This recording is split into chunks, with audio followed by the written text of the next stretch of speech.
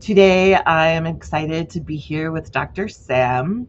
We shared a panel discussion recently on neuro inclusion in the workplace put on by the Female Quotient, the Power of the Pack. Mhm. And when I was listening to everything that Dr. Sam was saying, I was like, my goodness, I want to hang out with this person more. And yeah, just have more conversations because I was just so resonating. So excited to have you here, Sam. Welcome. And yeah, a little there'll be information in the show notes for this. Um, but Dr. Sam is a change maker. She's worked in the DEI space and is currently exploring new horizons.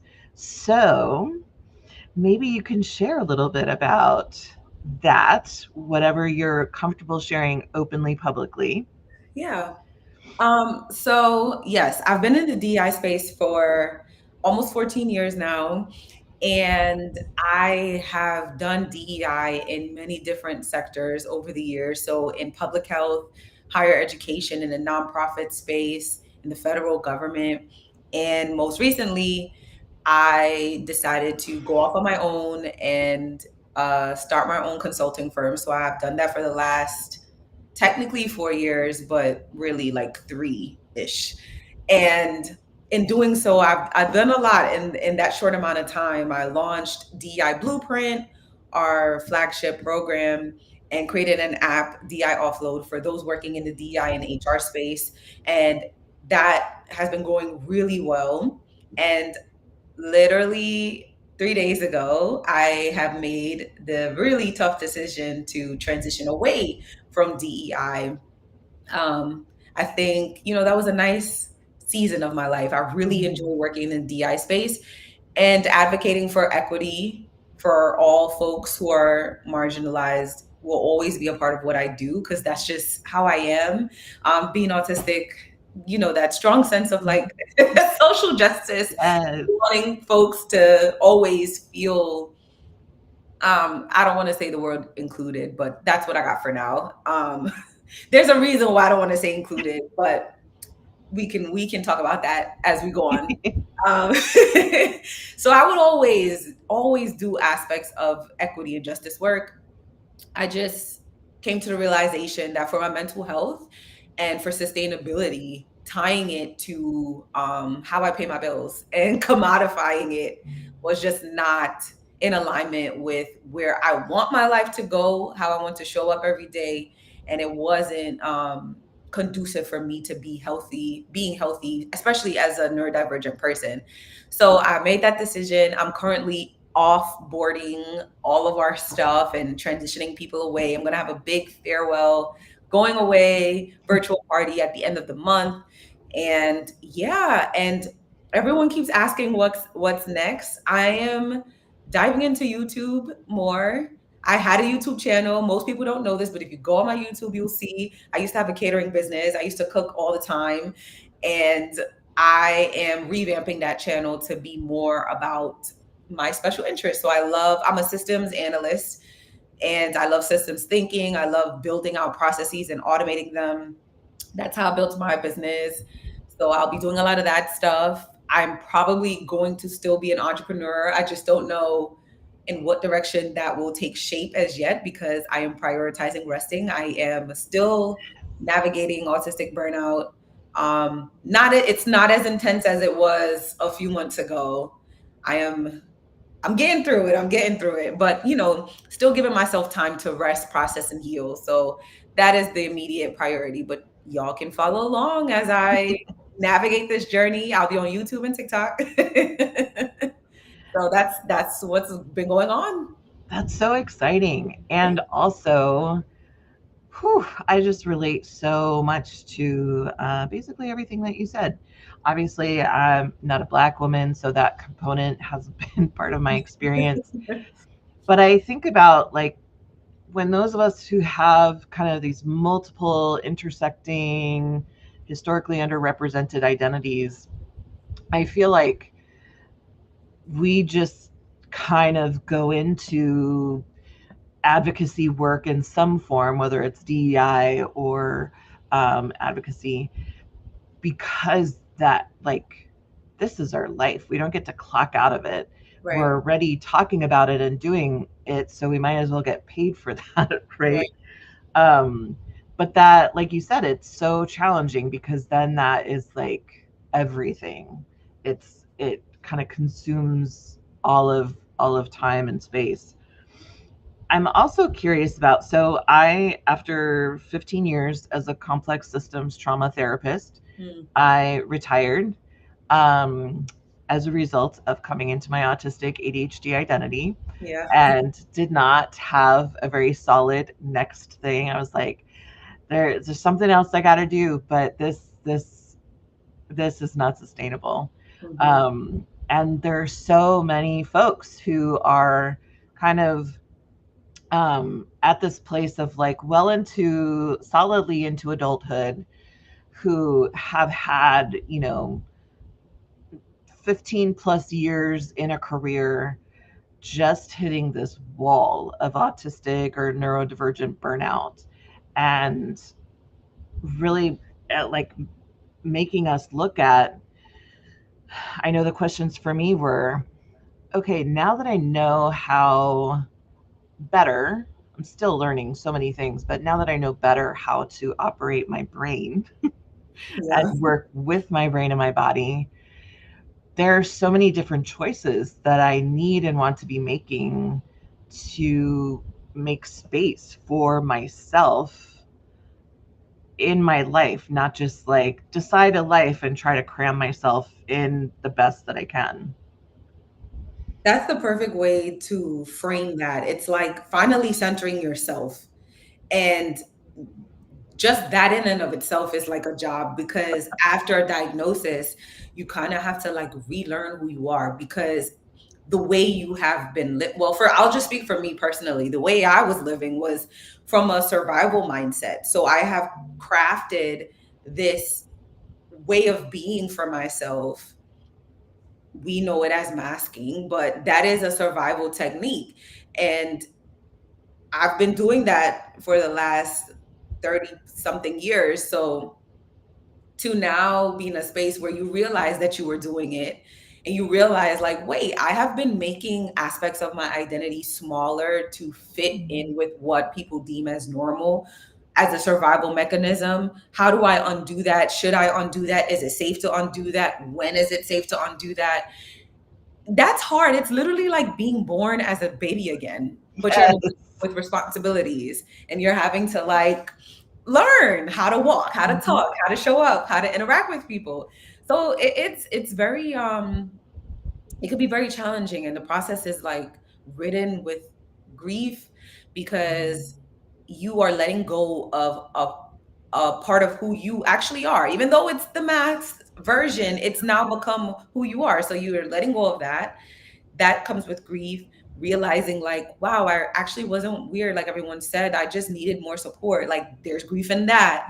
There's grief in like recognizing when you've made decisions out of survival that you Mm. normally wouldn't make, and they kind of harmed you, but you needed to do them.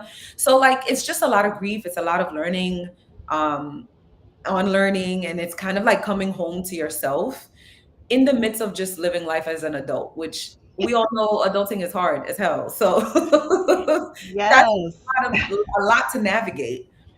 Absolutely. I was describing it at some point to a friend of mine. I'm like, I feel like this is like neurodivergent puberty, like going through it Yeah. again. I'm so awkward, kind of clumsily finding myself again. And the thing about like hormonal puberty, when people go through that, like as a kid, everybody else is going through that at the same time. Yeah. And yet, I've heard this from trans folks who are like, wow, I'm in adulthood, I'm awkwardly trying to fit in my body. I hear this from other late identified neurodivergent folks who are like, I mean, it would be cool if everyone was this awkward, but Yeah. I'm just over here, kind of disrupting everything. And it is a huge disruption, right? Even when kind of when the dust settles, it's like a good thing to know this information about ourselves. Yeah. Um, but I appreciate you naming the grief piece. That is something that I've talked about with a lot of folks, that was so unexpected, even in losing people that Mhm. they thought were close, dear friends, or even family members who, um, you know, for unknown reasons, sometimes they just like ghost. They're just Yeah. not around anymore. Um, and I wonder, like, if you feel like sharing, what has been your experience kind of navigating the social elements of, like, kind of people who phase out, and then people who you've come to connect with. Yeah, I'd love to. I think I'm in a space now where I have the capacity to talk about that, but and it hasn't been that long. It's literally been like probably 7 months, six Mm, months of that phase kind of happening.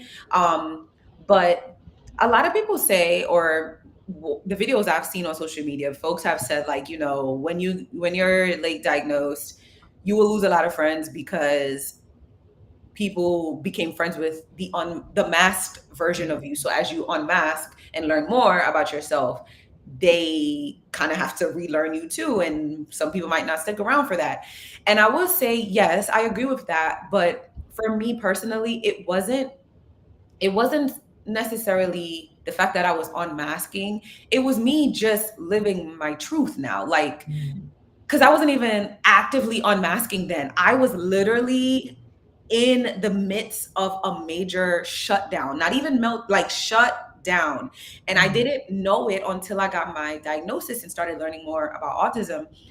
And all I knew was that that was happening. And I still didn't have the words to communicate what that meant and how it's impacting me. So all people saw was just the results of me being emotional or like nonsensical sometimes, like erratic or like blowing up, when it's like, no, life is really beating my ass right now, and yes. I'm just trying my hardest, and you're not making it any easier because you're not being kind to me, while Mm, simultaneously I'm not having the words to express exactly what I need. So mm, how can they really show up? So there's a lot of nuance to that. um yes, I lost a lot of friends. And it made the burnout, which also like depression accompanies that whole entire experience as well. It just made everything worse because not only do I feel like a new person, and we're navigating a pandemic where everyone had to go through so many traumatic events. Not only is that, I had personal life transformations and transitions happen. And then I individually also learned that I was autistic and I'm transitioning. And it was just too overwhelming for me to communicate it effectively because I just didn't have the spoons, I didn't have the words. And I am learning that that's just how I am as a person. I think this is mm, an autistic thing, I'm not sure, but we feel emotions so strongly and we're so perceptive of every single detail. It's very overwhelming and it's hard to like make sense of all the things and then communicate it. And then if you mm, don't have a level of comfort with expressing your needs, which I didn't, not only have to make sense of it, you have to now communicate it and then push past that awkward feeling, that discomfort of saying I need this and I want this or I'm uncomfortable.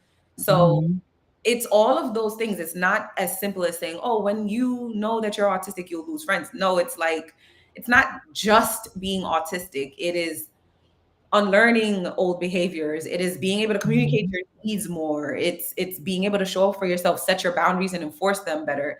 So it's all those things. And I don't even think that's isolated just for late diagnosed neurodivergent mm, folks. Like that can be for anybody. Like if you have complex PTSD or whatever, like you were in a bad toxic relationship and now you're coming out of mm, it, you're realizing like, oh, I need to have stronger boundaries. Yes, all the people that were in your life that contributed to you not valuing yourself or you not enforcing your boundaries, once you start to enforce your boundaries, they're not going to like that because they're used to crossing them. So I don't even think it's Yeah. reserved for autistic folks, but yeah, that's what it was like. Yeah. And you mentioned something that I want to explore a little bit more about, just like the complexity of what we can be experiencing in a given moment and the challenges to articulate that, right? Like, and earlier you used the word nuance, which is one of my favorite words to use when talking about, like, well, there's nuance. It's not just either or. There's Yeah. so many like dimensions to it. But I think, yeah, I think that's one of the things of about communicating that can be difficult for neurodivergent folks, right? If we are in spaces where maybe we don't feel like we have the time or the spaciousness to fully go into explaining, okay, well, in order to tell you my need, I want to set the context for that and provide like kind of background information so there's understanding here. Right? But it can be difficult if we feel pressured. And I'm thinking about sometimes in workplace settings or, in different relationship settings where it requires some commitment of patience on the part of the other person to hang in there while while we search for, does language exist to describe what I'm experiencing right now or Yeah. what I'm thinking and feeling. Yeah. And that's I've experienced that challenge, and many people I talk to have experienced that challenge where, can there be an openness to revisit conversations like, hey, okay, so I was thinking about it some more and I want to add on to what I said, or like that was just kind of two-dimensional what I said. I want to add more dimensions to flesh that out. What's been your, like, how have you found yourself navigating that piece of like learning how to even communicate in this body and brain? Um, so I'm really good for a circle back because I like to be very clear on what I said, how I felt, and if I feel like in the moment I wasn't clear or I did something that was very um I was led by my emotions, so it didn't come out exactly how I wanted. I'm very good for wanting to circle back. However, a lot of people aren't receptive to that because people have their own stuff too. Like they have their own trauma and triggers. And I Mm, have found that when I try to revisit things, sometimes it's a little too late for some people, like they've already moved on, or some people just want to ignore it and just kind of move forward. And that's just not how I operate because I need the air to be clear. I don't need there to be any assumptions, any type of grudges, unresolved, anything. Like if we're gonna move forward, if the resolution is that you now don't like me, okay, now we can move forward and we know that's what it is. If it is like mm, I'm still uncomfortable, but I want to work through it, we have a path on how to move forward to handle that stuff. So I'll say that in terms of like the circling back and having a follow-up conversations, but in terms of communicating my needs, it's always been a thing for me ever since I was a child. I've been in therapy since I was mm, like 22, so I'm very used to being in therapy, and not because of anything bad. I've always wanted to understand my feelings, and mm, I have better relationships. I don't know why, but ever since I was young, I've always just been interested in that.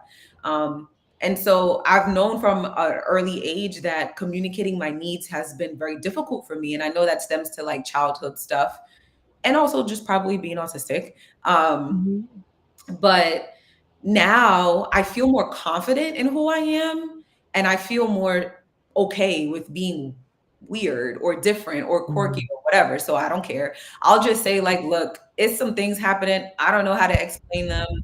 I probably won't say this right, but here's all the things that I'm thinking and feeling. If they trigger something in you or like bring up feelings for you, let's just talk about it.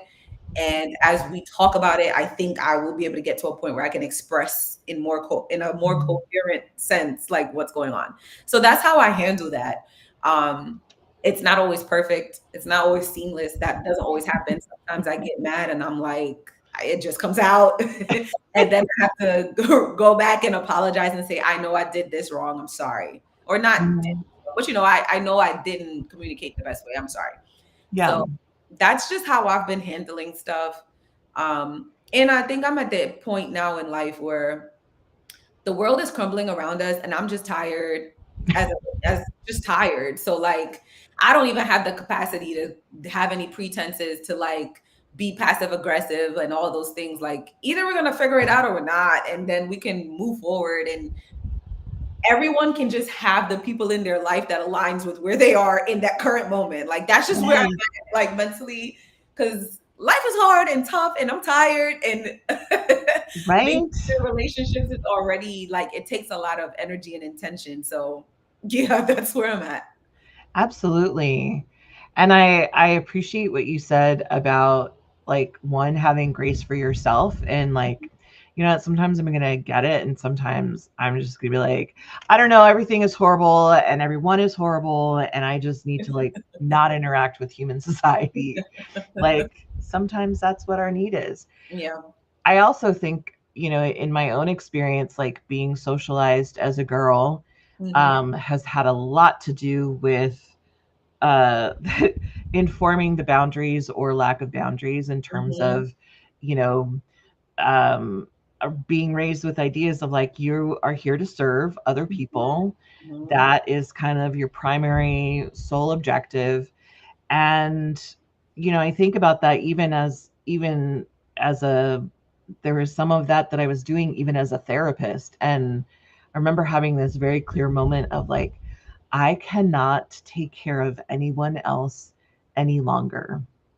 And that was just kind of this defining moment, probably in the like deepest part of my valley of burnout, of realizing I have to be considering myself in the list of people that I prioritize. And I wasn't even on my own list of priorities.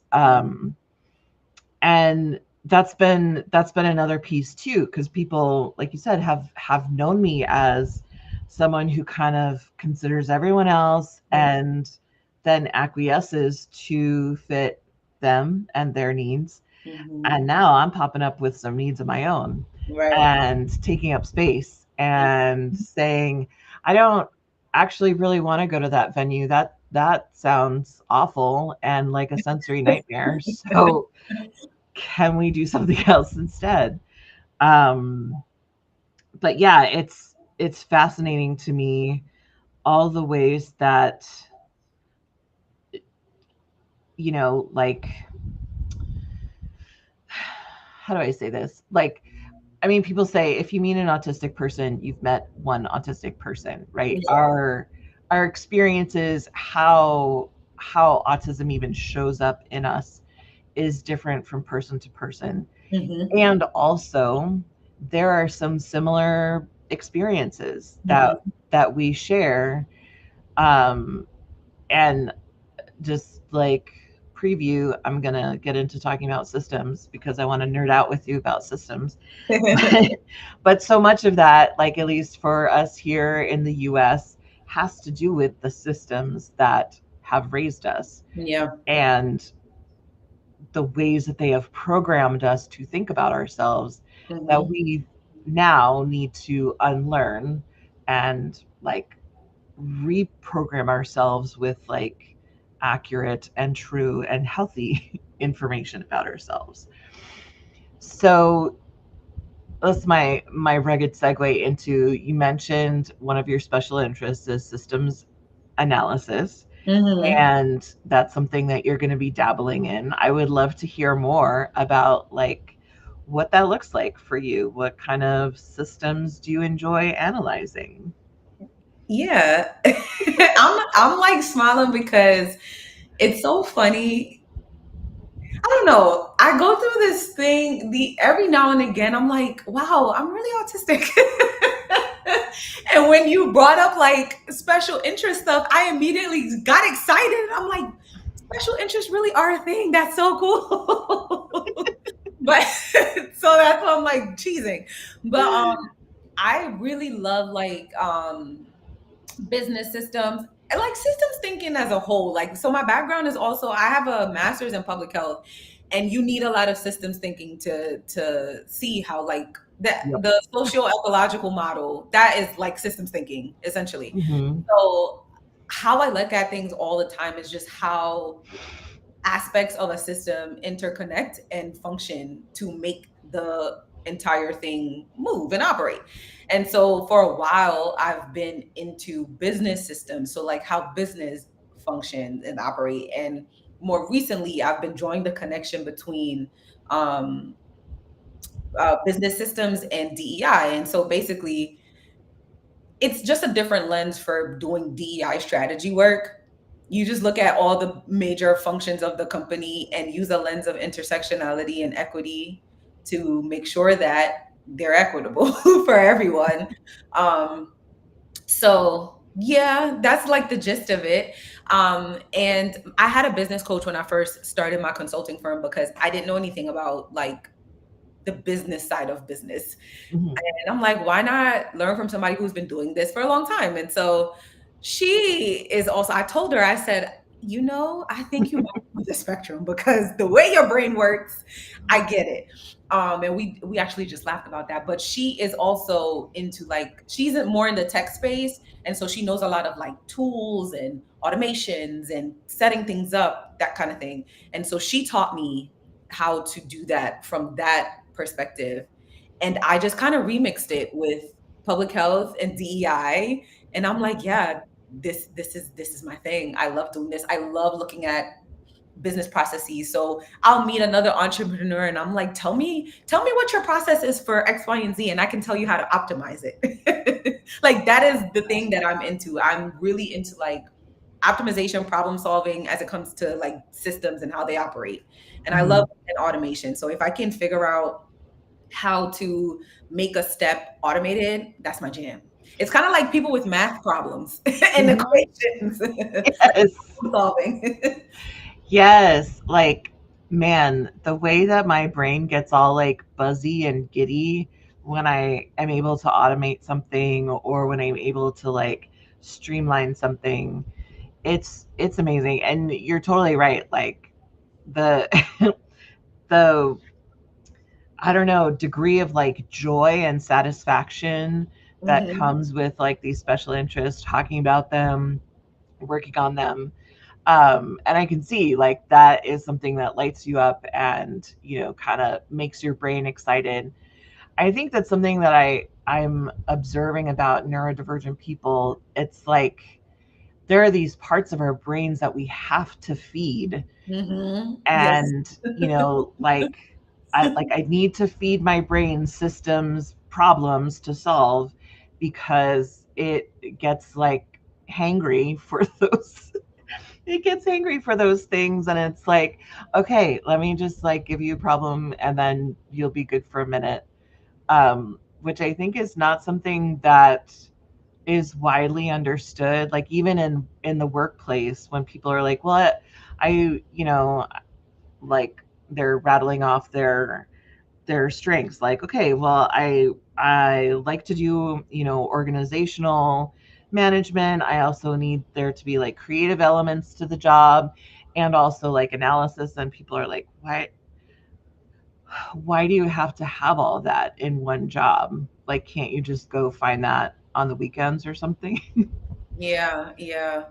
No. And I think that's why so much of us gravitate to being entrepreneurs because you can literally just do whatever you want to do. Yes. Yeah, we get that like variety of, one day you might be working on bookkeeping and the next day you might be working on like, ooh, I'm going to create a whole program for blah, blah, blah and solve this problem Yes, for the world. yes. Which, That is a very real thing. Like that was me in my company. I was doing all these things and I'm like trying to make it all fit. And now I'm at the point like, why am I No, I can't just do one thing. I like too many different things and I like to try things and build things. I'm also a builder. Like my bachelor's is in biology because as a kid, I recognized then, like, I really like to know why things happen, how they happen, and how it plays into how other things happen. So I've always known this, I've always been like that. And I've always wanted to build stuff. So I'm just a builder. I will build processes, frameworks, whatever you can think of. I can build it. Maintain it is a different story. Well, that's why there are people whose strengths is maintaining that we can Yes, hire yes, into our world. yes. Um, that's so amazing. And well, I love how you went back to, childhood and the things that you were interested in then how you're tracing that through to like, oh yeah, this has always been a part of me. This has always been kind of a strength that I have.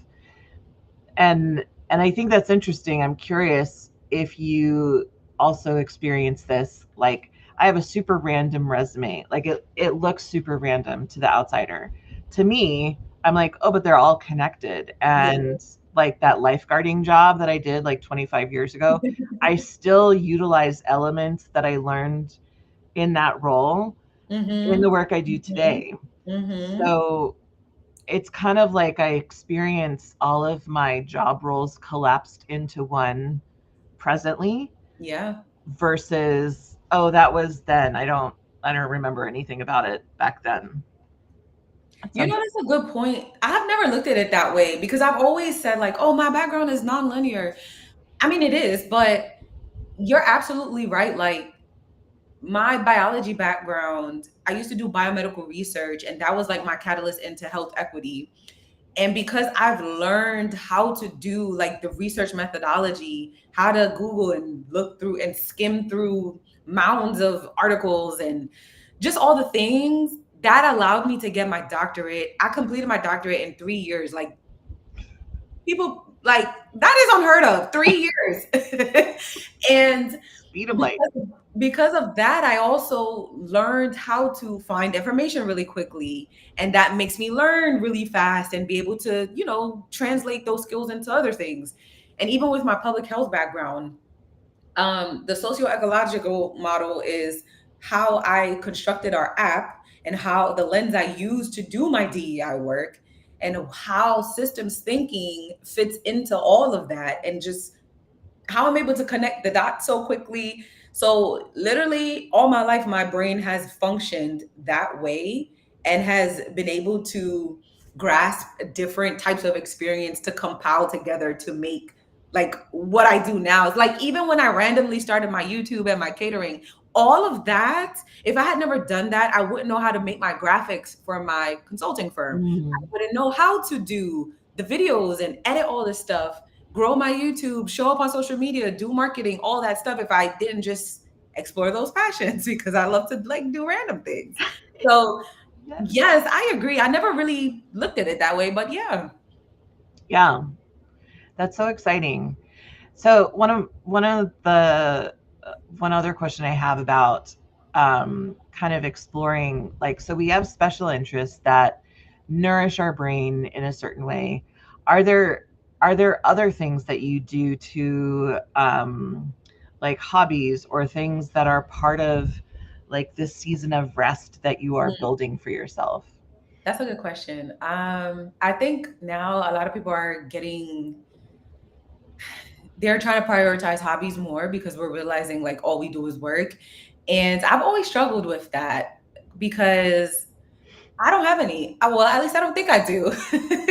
um, to be honest with you, yeah, like the last 4 years, my hobbies were building out my website, doing my Mhm. YouTube videos and editing my content, watching Netflix, and that's it. Like, I genuinely like to do those things, and that's all I did. And they take a lot of time too. So I didn't really have much time to do anything else. Now, in the past, there are things that I used to like to do. Like, I love to swim. I love like traveling. I love dancing. I actually bought a trampoline to kind of like help me get my anxiety and all my energy out. Um, And I recently started working out again to kind of create a new sense of routine that's outside of work for me. So I don't quite, I used to knit. I used to do a lot of stuff, but that's just because I just wanted to try it. I can draw. I have a big scrapbook of all this artwork I've done. Like randomly one day I got up and I'm like, I'm going to try and see if I could do this. And I have a Right. whole big scrapbook of stuff. So it's not really like hobbies, but there's stuff that I'm interested in that I will try and do it until I don't want to do it anymore. And right now I'm open and being exploratory to finding more new things that I Mhm. want to try. Pottery has always been on my list and I've never done it. I don't know why, but I think that might be in my future. I love that. Yeah. Yeah. So I was wondering if this time of like not necessarily having, the whole next thing solidified, is that stressful for you? Oh yeah. Or Yes. I am a planner. Ever since I was a kid, I knew. I remember I was like 12. I told my mom, I said, I'm gonna be a pediatrist and I'm going to go to med school and I'm gonna be I had like milestones from when I was 12. And then when I got into high school and started learning about different specialties in medicine, I was like, okay, switch gears. I'm gonna go to undergrad. I'm gonna do this, volunteer here, do that, go to med school, be an OBGYN, have the two kids, whatever, whatever. Like I've always had a plan for what I want to do. Even if I switch my path a lot and pivot a lot, which I have, I still always have a plan. And now I just am like, we'll see what happens. There's things that I like to do, things that I'm interested in, and there are a bunch of stuff from my early 20s that I wanted to do but didn't have the money to do. And so now I am like kind of healing my that's not the inner child, that's like the inner young adults, I guess, yeah. by doing those things. So no, we'll see what comes out of me exploring that. But no plan. And I'm just like, well, just lean into it. You'll be okay. Yeah, it's wild territory. I yeah, went into like retiring from therapy with what I thought was a plan and then quickly realized that plan was not feasible. And so then I kind of turned into no plan. And it's been a combination of exciting and terrifying and like, oh my gosh, I just want some solid ground to stand on and Mhm. know that like maybe the next 6 months are going to be similar to each other versus which ride are we taking this month. Right. Um, so yeah, it's like a wild time out here for for all of us who are redefining who we are, exploring that. Yeah. I've loved this conversation. And before we wrap up, I want to ask you, are there any programs or projects or events that you would like people to know about where they can join you or see you in action? Yeah, I do have so for my consulting firm, even though I'm retiring from it, we're having a farewell sale until the end of March.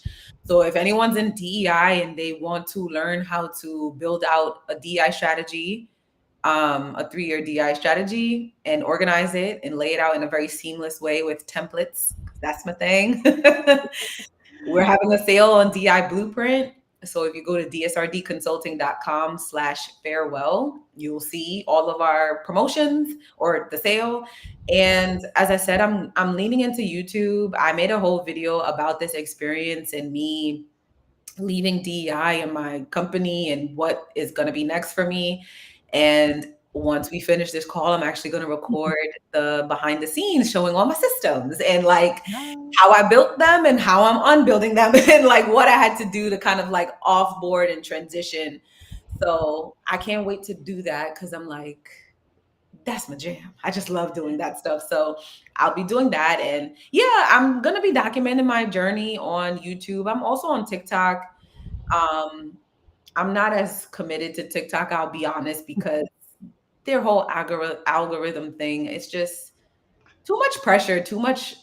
Yeah, so I'll Yeah. post and I just set it and forget it. I don't really think too much about it. But yeah, I'll be leaning more into YouTube, and yeah, those are the two major things right now. Awesome. And I will make sure that your YouTube link is in the show notes here so folks can click over and find you. I Thank you. will also click over and subscribe Thank you. Thank from you. our Yes, I'm channel. trying to get to 1,000 subscribers because when I stopped 3 years ago, I was at 700, and I'm like, ugh, I was so close. Okay. Yeah, we can do this. Let's go, community. Yeah. We're gonna find Simply Sam Ray on YouTube and follow and support and subscribe. Thank you. And thank you so much for sharing time and capacity here today to just like let us get to know some more about you and your experiences in the world. Yeah, thank you. Thank you for having me. I like talking about this stuff, so Yay. whenever I get the opportunity to. Yeah. Thank you. Yay. Awesome. Well, I'm excited to see, what blooms out of this next season for you. Thank you. Thank you. Me too. I'm excited. All right. Bye everyone. We'll see you again next week.